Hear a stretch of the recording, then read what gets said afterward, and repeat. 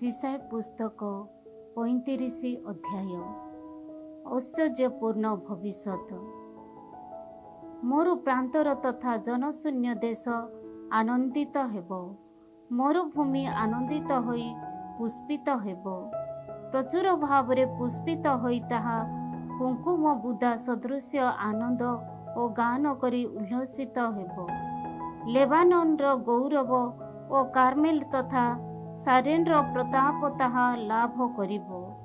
आम प्रभुंकर गौरव ओ आम ईश्वरंकर प्रताप को से माने देखिबे। दुर्बल हस्त सकल को शक्ति संपन्न कर ओ बलहीन जानू सबू को दृढ़ीभूत कर। भीतत्रस्त हृदय विशिष्ट व्यक्ति मान को कुह साहसिक हुओ, भय कर नाही। देख प्रतिशोध नेबा पाई तुममान को ईश्वर आसीबे। दिव्य प्रतिफल सह आसी से तुममान को उद्धार करिबे। से समय रे अंधमान को चक्षु उन्मुक्त हेबो ओ बधिर मान को कर्ण रुद्ध होई रहिबो नाही। से समय रे हरिण सदृश छोटा लंप देव ओ मुक मान को जिहा आनंद गान करिबो। कारण मरु प्रांतर रे जलराशि ओ मरुभूमि रे नद नदी प्रवाहित हेबो। उत्तप्त बालुका जलाशय रे परिणत हेबो ओ तृषातुर भूमि जलस्रोत रे परिवर्तित हेबो। शृगाल मानक आवास सन्तसंतिया स्थान हेबो ओ नल तथा सलरे तृण परिणत हेबो। से स्थान रे एक राजपथ खोला हेबो, ताहा पवित्र पथ नाम रे नामित हेबो। अशुद्ध मनुष्य ताहा देई अतिक्रम करिबो नाही ओ मृढ़ माने सेथिरे पथभ्रष्ट हेबे नाही। सेठारे कोनोसी सिंह देखाजिबो नाही किंबा कोनोसी हिंस्र पशु से स्थान रे प्रवेश करिबो नाही। केवल मुक्ति प्राप्त व्यक्ति माने सेठारे विचरण करिबे। प्रभुंको उद्धार प्राप्त लोके फेरी आसिबे। गान करी से माने सियन को आसिबे। सेमाने शाश्वत आनंद रे उल्लसित हेबे। सेमाने आनंद तथा संतोष प्राप्त हेबे ओ शोक तथा आर्तनाद पलायन करिबे। 36 अध्याय सेनाकेरीबंक आक्रमण। राजा हेसिकियाक राजत्वर 14 वर्ष रे आसीरियार राजा सेनाकेरीब जुदार सुदृढ़ नगर सकल आक्रमण करी करायत कले। आसीरियार राजा लाखिस ठारो राबसेके को एक विशाल सैन्य दल समेत जेरुसालेम रे हेसिकिया को विरुद्ध रे पठाइले।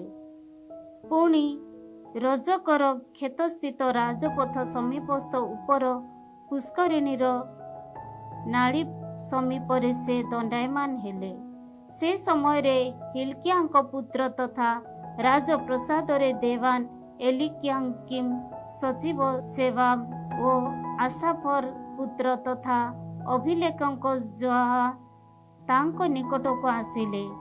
आउ राबसेका सेमान को कहिला, हेसिकिया को कुह, महाराजा तथा आसीरियार राजा एही परी कहंती, कहा उपरे तुमे निर्भर करियछ?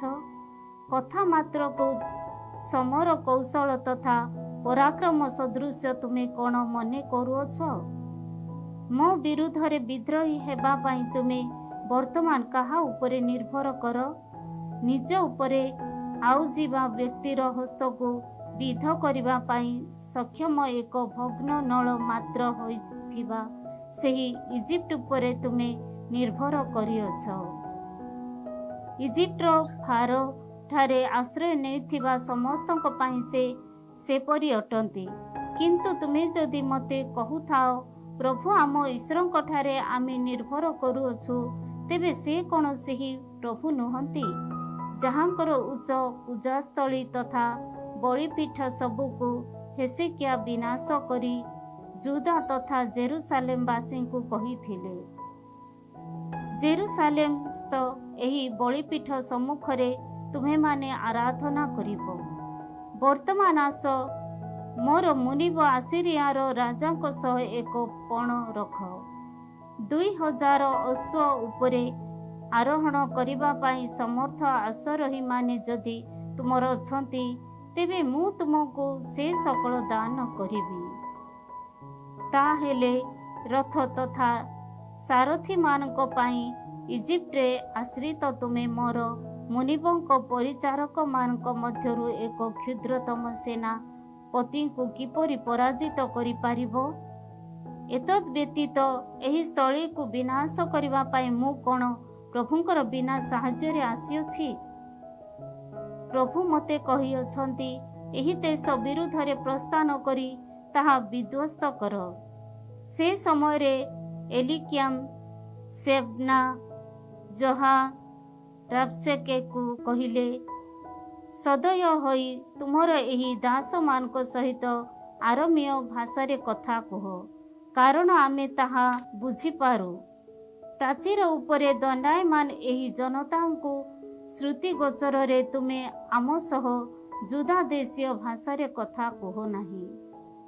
କିନ୍ତୁ ରାବଶେକେ କହିଲା, ଯେଉଁ ଜନତା ପ୍ରାଚୀର ଉପରେ ଆସୀନ ଓ ତୁମ ସହିତ ସେମାନଙ୍କ ମଳମୂତ୍ର ଖିଆପିଆ କରିବାକୁ ନିରୂପିତ, ସେମାନଙ୍କ ବ୍ୟତୀତ କେବଳ ତୁମ ଓ ତୁମ ମୁନିବଙ୍କ ସଙ୍ଗରେ କଥାବାର୍ତ୍ତା କରିବା ପାଇଁ ମୋର ମୁନିବ କ'ଣ ମୋତେ ପଠାଇଛନ୍ତି? ଏହାପରେ ଠିଆ ହୋଇ ରାବଶେକେ ଉଚ୍ଚ ଚିତ୍କାର କରି ଜୁଦା ଦେଶୀୟ ଭାଷାରେ କହିଲା, ମହାରାଜାଙ୍କର ଆସିରିଆର ରାଜାଙ୍କର ଏହି ବାକ୍ୟ ଶୁଣ। ରାଜା ଏହିପରି କହନ୍ତି, ହେzekiah ତୁମମାନଙ୍କୁ ପ୍ରତାରଣ କରିବା ସକାଶେ ତାଙ୍କୁ ସୁଯୋଗ ଦିଅ ନାହିଁ, କାରଣ ତୁମମାନଙ୍କୁ ରକ୍ଷା କରିବା ପାଇଁ ସେ ଅସମର୍ଥ। ପ୍ରଭୁ ଆମ୍ଭମାନଙ୍କୁ ନିଶ୍ଚୟ ଉଦ୍ଧାର କରିବେ। ଆସିରିଆର ରାଜାଙ୍କ ହସ୍ତରେ ଏହି ନଗରୀ ସମର୍ପିତ ହେବ ନାହିଁ। ଏହିପରି କହି ପ୍ରଭୁଙ୍କଠାରେ ଆସ୍ଥା ସ୍ଥାପନ କରିବାକୁ ହେzekiah ତୁମମାନଙ୍କୁ ସୁଯୋଗ ନ ଦିଅନ୍ତୁ। ହେzekiahଙ୍କ କଥା ଶୁଣ ନାହିଁ, କାରଣ ଆସିରିଆର ରାଜା କହନ୍ତି, ଶାନ୍ତି ସନ୍ଧି ସାଲିସ କରି ମୋ ସହ ସମ୍ମିଳିତ ହୁଅ। ତାହେଲେ ତୁମେମାନେ ନିଜ ନିଜ ଦ୍ରାକ୍ଷା ତଥା ତିମିରି ବୃକ୍ଷଗୁଡ଼ିକର ଫଳ ଆହାର କରିବ ଓ ନିଜ କୂପର ଜଳ ପାନ କରିବ। ତତ୍ପରେ ମୁଁ ତୁମମାନଙ୍କୁ ଏହି ଦେଶ ସଦୃଶ୍ୟ ଅନ୍ୟ ଏକ ଦେଶ ଅର୍ଥାତ୍ ଶସ୍ୟ, ଦ୍ରାକ୍ଷାରସ, ରୁଟି ତଥା ଦ୍ରାକ୍ଷା ଉଦ୍ୟାନ ସୁଲଭ ଏକ ଦେଶକୁ ଘେନିଯିବି। ପ୍ରଭୁ ଆମ୍ଭମାନଙ୍କୁ ଉଦ୍ଧାର କରିବେ। ଏହିପରି କହି ହେzekiah ତୁମମାନଙ୍କୁ ପଥଭ୍ରଷ୍ଟ ନ କରିବା ପାଇଁ ସତର୍କ ହୁଅ। ଆସିରିଆର ରାଜାଙ୍କ ହସ୍ତରୁ କୌଣସି ଦେବ ସେମାନଙ୍କୁ ଆରାଧନା କରିଥିବା ଦେଶକୁ ରକ୍ଷା କରିଛନ୍ତି କି? ହାମାତ ତଥା ଆପାଦର ଦେବମାନେ କାହାନ୍ତି?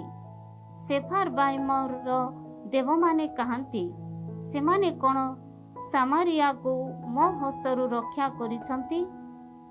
କୌଣସି ଦେବ ତାର ଲୋକମାନଙ୍କୁ ମୋ ହସ୍ତରୁ ରକ୍ଷା କରିବା ପାଇଁ ଅସମର୍ଥ ଥିବା ବେଳେ ମୋ ହସ୍ତରୁ ଜେରୁସାଲେମକୁ ରକ୍ଷା କରିବା ପାଇଁ ପ୍ରଭୁ କ'ଣ ସକ୍ଷମ ହୋଇପାରିବେ? କିନ୍ତୁ ସେମାନେ ନୀରବ ରହି ତାଙ୍କୁ ପଦଟିଏ ମଧ୍ୟ ଉତ୍ତର ଦେଲେ ନାହିଁ, କାରଣ ରାଜା ଆଦେଶ ଦେଇଥିଲେ ଯେ ତାଙ୍କୁ କୌଣସି ଉତ୍ତର ଦିଅ ନାହିଁ। ଏହାପରେ ରାଜପ୍ରସାଦର ଦେୱାନ ତଥା ହିଲ୍କିୟାର ପୁତ୍ର ଏଲିଆକିମ, ସଚିବ ସେବ୍ନା ଓ ଅଭିଲେଖକ ତଥା ଆସାଫର ପୁତ୍ର ଜହାଦ ସ୍ୱପରିହିତ ବସ୍ତ୍ର ଚିହ୍ନ କରି ହେzekiahଙ୍କ ନିକଟକୁ ଆସି ରାବଶେକେର ସମସ୍ତ କଥା ଜଣାଇଲେ। 37 ଅଧ୍ୟାୟ। ଜିସାୟାଙ୍କ ଉପଦେଶ।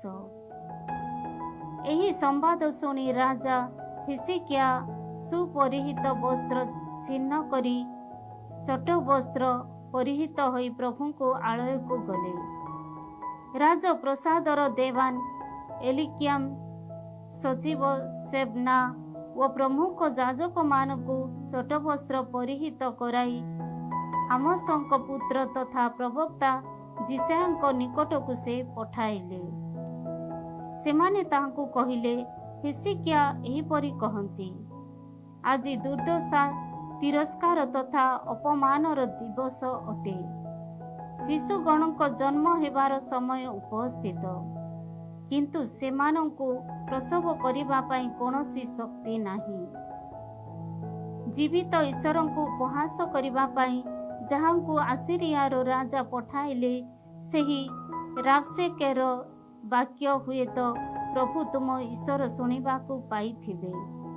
ଯାହା ସେ ଶୁଣିଅଛନ୍ତି ସେ ସମସ୍ତ ଯୋଗୁଁ ପ୍ରଭୁ ତାଙ୍କୁ ଭର୍ତ୍ସନା କରନ୍ତୁ। ସୁତରାଂ ପରିତ୍ୟକ୍ତ ହୋଇ ରହୁଥିବା ଅବଶିଷ୍ଟାଂଶ ଉଦ୍ଦେଶ୍ୟରେ ତୁମେ ପ୍ରାର୍ଥନା କର।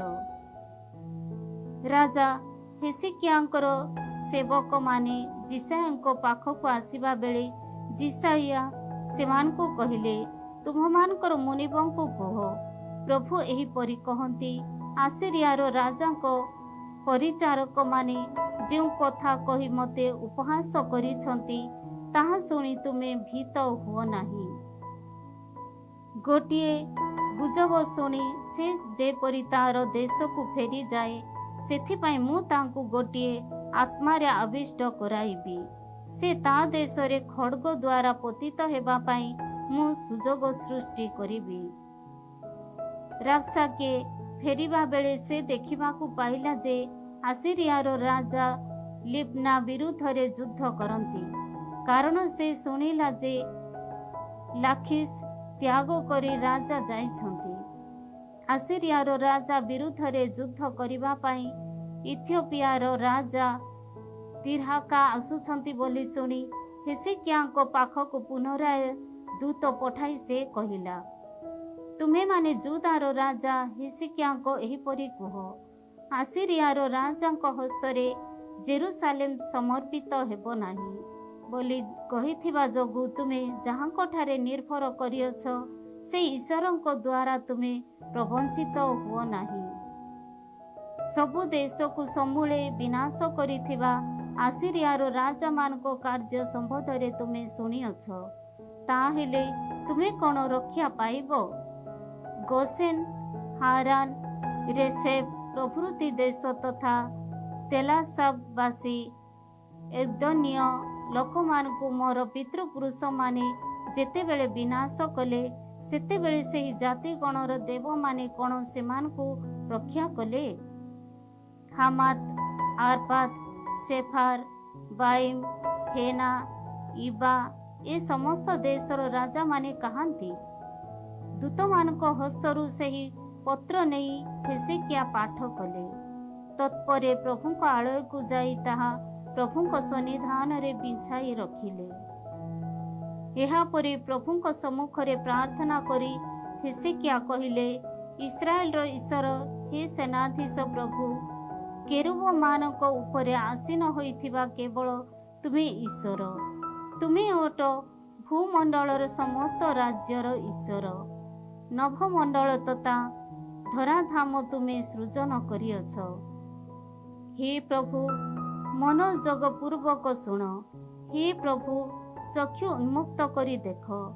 ଜୀବିତ ଈଶ୍ୱରଙ୍କୁ ଯେପରି ଉପହାସ କରନ୍ତି, ସେଥିସକାଶେ ଲୋକ ପଠାଇ ସେନାକେରିବ୍ର ସମସ୍ତ କଥା ଶୁଣ। ବାସ୍ତବତଃ ହେ ପ୍ରଭୁ, ଆସିରିଆର ରାଜାମାନେ ଜାତି ସକଳ ତଥା ସେମାନଙ୍କ ଦେଶ ଗୁଡ଼ିକ ବିଜନ କରିଅଛନ୍ତି। ସେମାନେ ସେମାନଙ୍କ ଦେବମାନଙ୍କୁ ଅଗ୍ନିରେ ପକାଇଛନ୍ତି, କାରଣ ସେମାନେ ଦେବ ନଥିଲେ, ବରଂ କାଠ ତଥା ପ୍ରସ୍ତରରୁ ମାନବ ହସ୍ତନିର୍ମିତ କେବଳ ଶିଳ୍ପ ମାତ୍ର ଥିଲେ। ସୁତରାଂ ସେମାନେ ବିଧ୍ୱସ୍ତ ହେଲେ।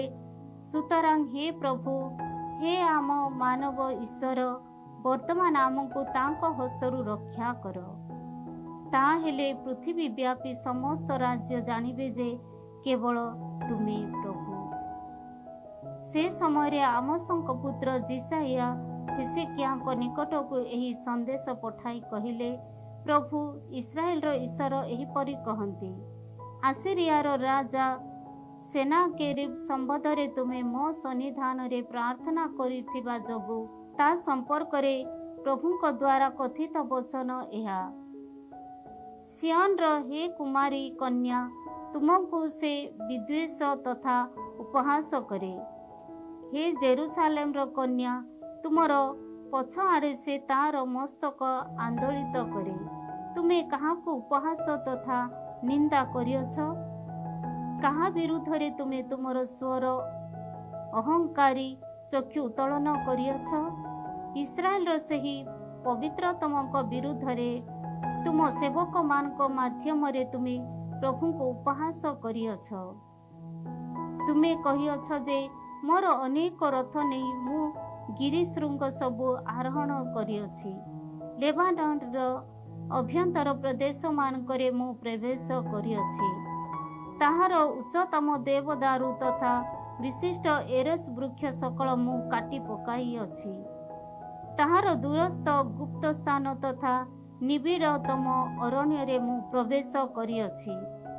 କୂପ ସବୁ ମୁଁ ଖନନ କଲି, ଜଳପାନ କଲି ଓ ଇଜିପ୍ଟର ସମସ୍ତ ଜଳସ୍ରୋତ ମୋର ପାଦତଳ ଦ୍ୱାରା ମୁଁ ଶୁଷ୍କ କଲି।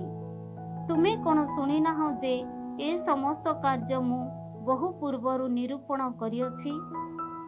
ଦୁର୍ଗ ବିଶିଷ୍ଟ ନଗରୀ ଗୁଡ଼ିକ ତୁମେ ଧ୍ୱଂସ ସ୍ତୂପରେ ପରିଣତ କରିବ। ସେଠାକାର ବାସୀମାନେ ସେମାନଙ୍କ ଶକ୍ତିରୁ ବଞ୍ଚିତ ହେବେ। ସେମାନେ ଭୟକାତର ତଥା ବିଶୃଙ୍ଖଳ ହୋଇ କ୍ଷେତ ମଧ୍ୟବର୍ତ୍ତୀ ଉଦ୍ଭିଦ ତଥା ତରୁଣ ତୃଣ ଓ ବଢ଼ିବା ପୂର୍ବରୁ ଶୁଷ୍କ ହୋଇଥିବା ଗୃହ ଛାତ ଉପରସ୍ଥ ତୃଣ ସଦୃଶ ହେବେ ବୋଲି ମୁଁ ଯାହା ବହୁ ପୂର୍ବରୁ ନିର୍ଣ୍ଣୟ କରିଥିଲି, ତାହା ମୁଁ ଆଜି କାର୍ଯ୍ୟକାରୀ କରେ। ତୁମର ଉପଦେଶ, ବହିର୍ଗମନ, ଅନ୍ତର ପ୍ରବେଶ ଓ ମୋ ବିରୁଦ୍ଧରେ ତୁମ କୋପ ମୁଁ ଜାଣେ। ଯେହେତୁ ତୁମେ ମୋ ବିରୁଦ୍ଧରେ କ୍ରୋଧାନ୍ୱିତ ହୋଇଅଛ ଓ ତୁମ ଅହଙ୍କାର ମୋର ଶ୍ରୁତିଗୋଚର ହୋଇଛି, ସେହେତୁ ମୋର ଅଙ୍କୁଶକୁ ତୁମ ନାସିକାରେ ଓ ମୋର ଲଗାମକୁ ତୁମ ମୁଖରେ ମୁଁ ପିନ୍ଧାଇବି।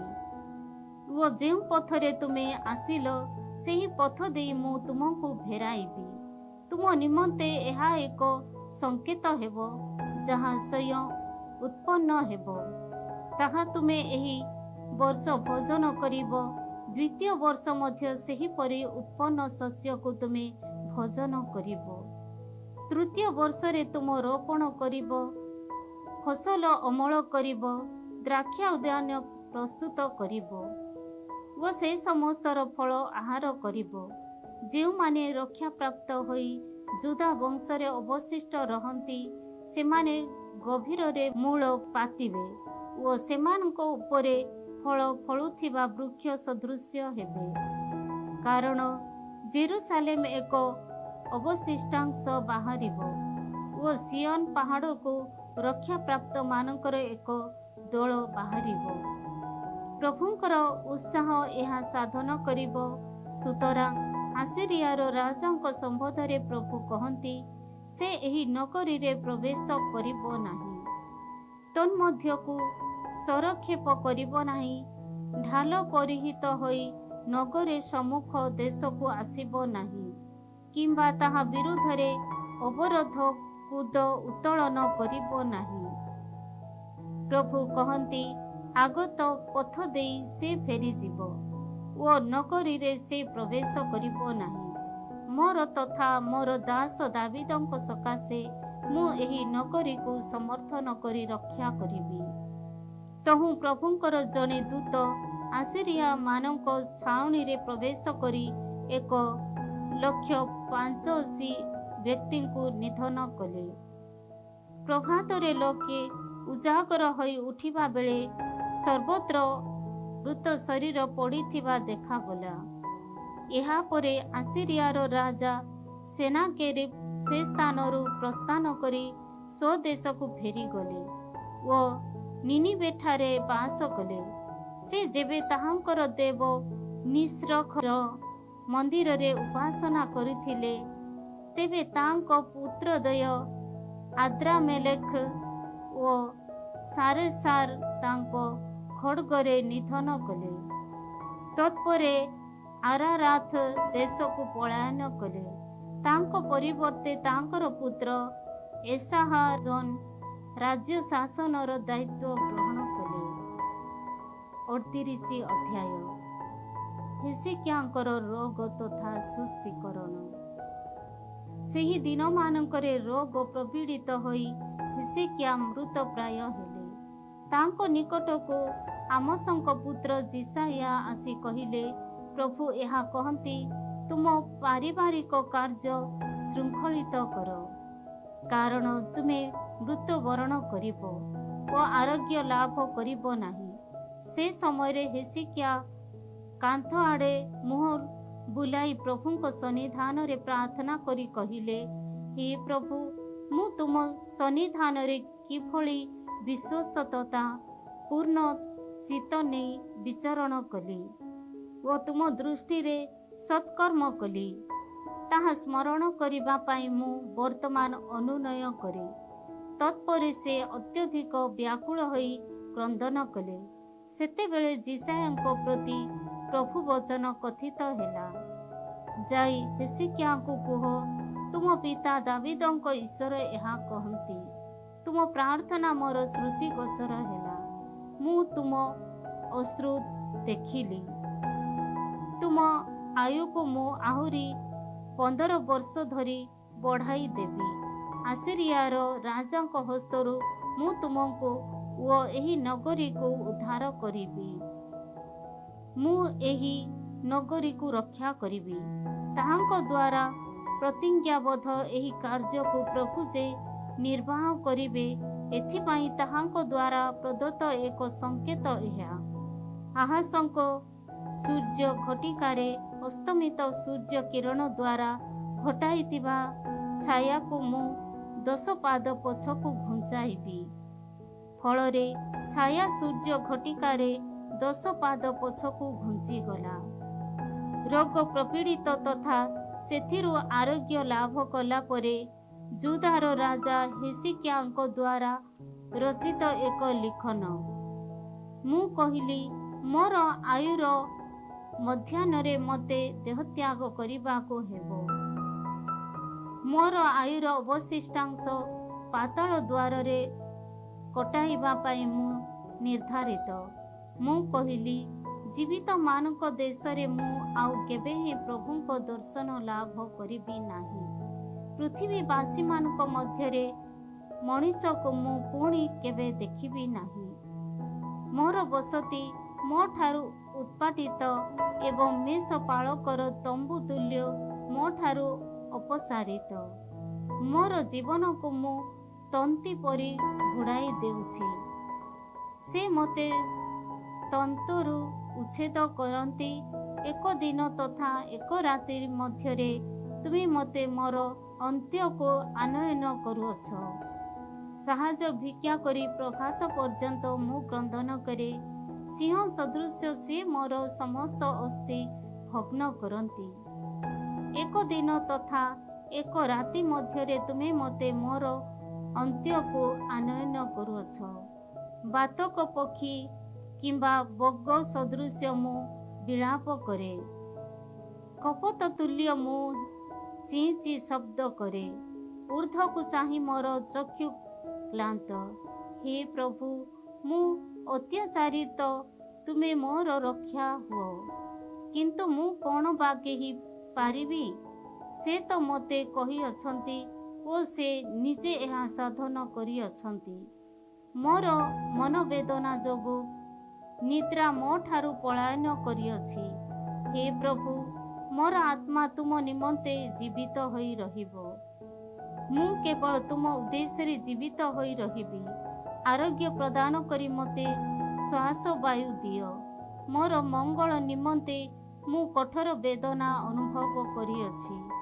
ଯେହେତୁ ମୋର ସମସ୍ତ ପାପ ତୁମେ ମୋର ପଛଆଡ଼େ ନିକ୍ଷେପ କରିଅଛ, ସେ ହେତୁ ବିନାଶର ଗର୍ତ୍ତକୁ ତୁମେ ମୋ ଜୀବନ ରକ୍ଷା କରିଅଛ। ପାତାଳ ତୁମ ପ୍ରତି କୃତଜ୍ଞତା ପ୍ରକାଶ କରିପାରିବ ନାହିଁ। ମୃତ୍ୟୁ ତୁମର ପ୍ରଶଂସା କରିପାରିବ ନାହିଁ। ଯେଉଁମାନେ ଗର୍ତ୍ତକୁ ଅବତରି ଯାଆନ୍ତି, ସେମାନେ ତୁମ ବିଶ୍ୱସ୍ତତାରେ ଆସ୍ଥା ସ୍ଥାପନ କରିପାରିବେ ନାହିଁ। ଆଜି ମୁଁ ଯେଉଁ ପରି ସାଧନ କରେ, ସେହିପରି ଜୀବିତ ବ୍ୟକ୍ତି, ହଁ, ଜୀବିତ ବ୍ୟକ୍ତି ତୁମ ପ୍ରତି କୃତଜ୍ଞତା ପ୍ରକାଶ କରେ। ପିତା ତାର ସନ୍ତାନମାନଙ୍କୁ ତୁମ ବିଶ୍ୱସ୍ତତା ସମ୍ବନ୍ଧରେ ଜଣାଏ। ପ୍ରଭୁ ମୋତେ ରକ୍ଷା କରିବେ। ପ୍ରଭୁଙ୍କର ଆଳୟରେ ପ୍ରବେଶ କରି ମୋର ଆଜୀବନ ଆମେ ତାରଯୁକ୍ତ ବାଦ୍ୟଯନ୍ତ୍ର ଗୁଡ଼ିକର ଧ୍ୱନି ସହକାରେ ତୁମର ସ୍ତବ ଗାନ କରିବୁ। ସେ ସମୟରେ ଜିସାଇୟା କହିଲେ, ସେ ଯେପରି ଆରୋଗ୍ୟ ଲାଭ କରନ୍ତି ସେଥିସକାଶେ ଗୋଟିଏ ଡିମିରି ପିଷ୍ଟକ ନେଇ ସେମାନେ ଭ୍ରୂଣ ଉପରେ ରଖନ୍ତୁ। ହେzekiah ମଧ୍ୟ ପ୍ରଶ୍ନ କରିଥିଲେ, ମୁଁ ଯେ ପ୍ରଭୁଙ୍କ ଆଳୟରେ ପ୍ରବେଶ କରିବି, ଏହାର ସଂକେତ ବା କ'ଣ ହେବ?